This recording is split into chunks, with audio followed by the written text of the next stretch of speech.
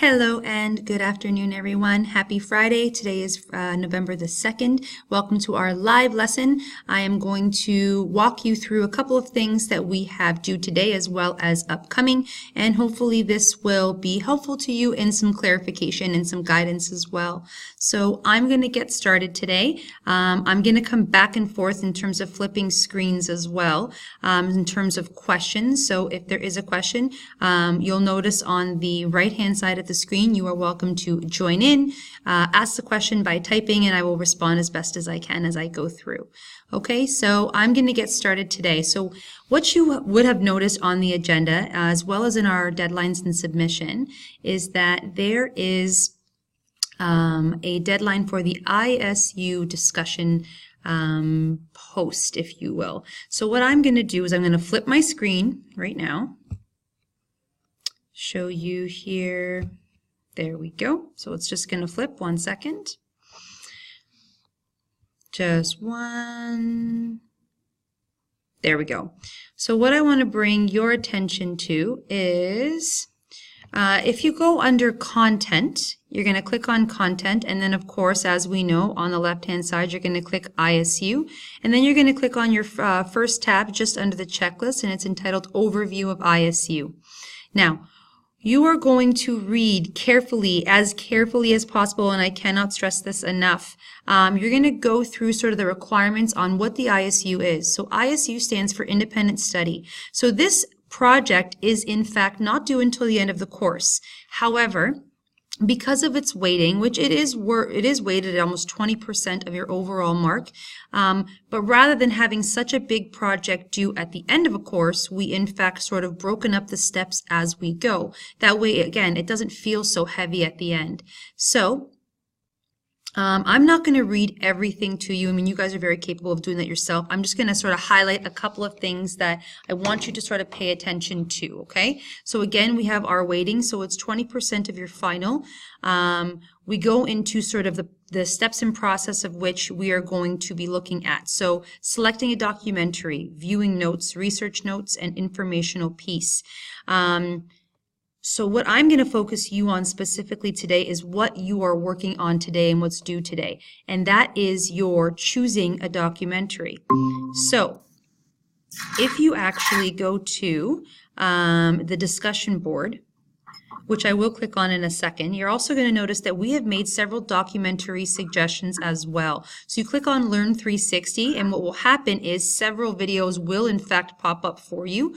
If you have a Netflix account as well, I have to say there are several pretty great documentaries available to you. You are welcome to pick if you so choose.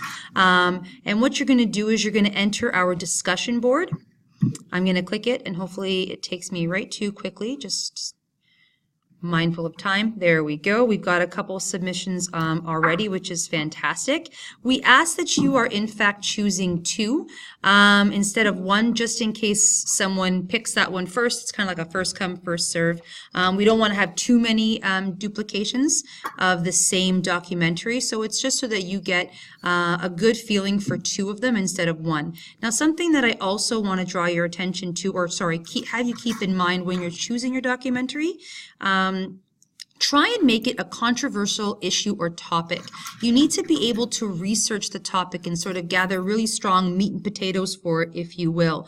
So I know a lot of students tend to pick like my favorite band or that type of thing. And although I think that's great, and I'm sure there are great documentaries out there, it's not really going to help you serve its purpose in terms of researching and sort of forming an opinion on a controversial topic. So from experience, it kind of the research gets stagnant. You can't really go anywhere from it. So make sure you are in fact picking a topic or documentary that you're able to kind of really get into, sink your teeth into, form a really strong opinion on, and do the research going forward. So that is what we are referring to for your ISU discussion that is due today. If you have any questions, please contact your teachers. They'd be happy to kind of go through that with you.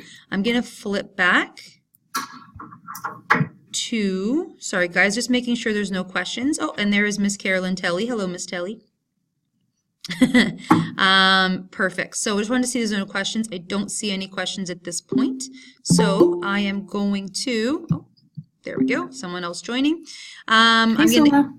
I'm going to continue as well. So that was kind of the overview for the ISU. Now, what I'm going to get into now is personal narrative. So for today's, what's due today is your personal narrative outline. So I kind of want to walk you through sort of what that looks like, things to kind of keep in mind. You have everything you need in terms of detail right here within your lesson. So how do we tell our stories? Defining moments and milestones, and to a certain extent how we communicate them defines our perspective on life. You can use your narrative to deliver any message you so choose, whether it is a cautionary tale, inspiration, humorous journey, or contemplative reflection. Just remember this. I mean, I know you guys are definitely going to watch this video and it kind of covers some great characteristics of good personal narrative, but just try and pick something of which you know that you want to share and that has a purpose, right? You want people to walk away with your story, gaining something, learning something, regardless of how it's delivered or how it's framed. It's about what they can walk away with. So it's that purpose. So as I kind of scroll down here, regardless of your intention or the media of which you choose in terms of to deliver your product, keep in mind the following elements. So the idea is you want to engage your audience. You want to organize your events, and I actually think that the organization is particularly important, and that is in fact why we have the template that we do. So engagement is really, really important. You want to sort of share something that you know isn't too personal that it kind of shuts people out, but it's relatable enough that people can kind of connect with it. And then again, like I said, the organization of that is super important because you don't want it to sound rambly. You don't want it to be jumbled all together, going from kind of end to beginning, that type of thing. So I'm going to bypass the download emotional wheel. I know you guys will have a look at that on your own. I'm going to keep going here.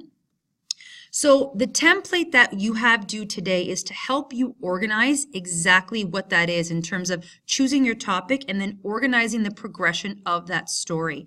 And remember this, you are showing versus telling. So if I can draw your attention to our previous lesson on poetry and the poetic devices of which we've used and applied, you're creating that imagery. Right? You're using those skill sets that you have gained and you're sort of applying that to your own narration. So remember, you are showing a story instead of just telling it. So again, referring back to that template is you got to have a purpose. So why are you sharing it? What are you trying to tell your audience? Now, the power of storytelling that Andrea gives in this TED Talk, I think is phenomenal. She had me completely engaged from beginning to end. I was laughing. I was giggling at one point.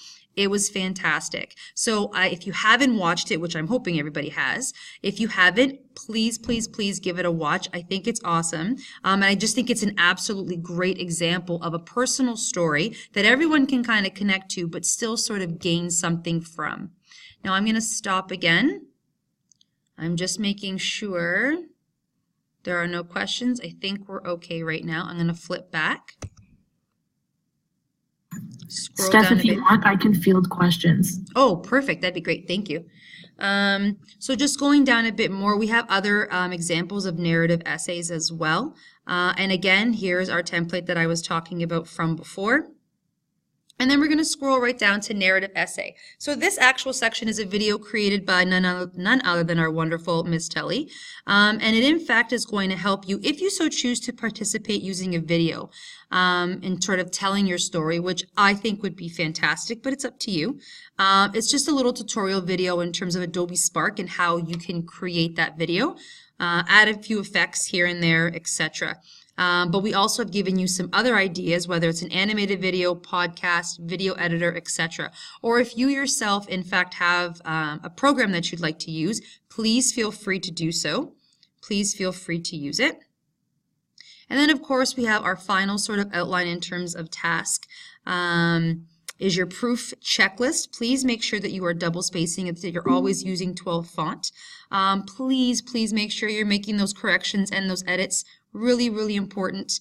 And our personal narrative assessment rubric. I know we don't always take the time to kind of have a look at them, but sometimes I think it's at least worthwhile to figure out how we're being assessed. So if you have time, please, I really encourage you to open that up and have a look. And then, of course, we're going to hand that in today in regards to that outline. Now, something else I also wanted to say in regards to your personal narrative, as you are creating it and writing it, be mindful of the dialogue of which you add. So I think it's really important that you include a little bit of dialogue to sort of kind of emphasize the concept of story, right? But we don't want to add so much dialogue that, again, we lose what we're trying to say and the purpose of where we're going with it, because sometimes it gets a little heavy with that and we sort of lose sight of what we're trying to say. Now I'm going to flip my screen back. So 1 second. Perfect. So there we go. Can you guys see me? Are we good? Perfect. So I'm just double checking questions. I don't see any. Carolyn, she's posted. There's also a discussion forum if you would like to share your personal narrative with your peers. Totally optional. We know these are personal. So it is in fact up to you if you want to share. Miss Tully, is there anything that I'm forgetting? Can't hear you. I can't hear you. Uh-oh. Can you hear me now? I can hear you now. Okay, we're good. We're good. All right. I muted my microphone because I didn't want anybody to hear me coughing. Oh. I just said you're perfect the way you are, so it was great. You explained everything. Thanks. Okay, well, if that's the case, we got a few students in and out, so I hope that was helpful. And then again, for students that can watch this and view this anytime, we're going to post this within live lesson like we always do. If you have any questions, guys, you know where we are. Please get a hold of us, get in contact with your teachers, and don't be afraid to ask. And hopefully you guys have a great afternoon, and we'll chat soon.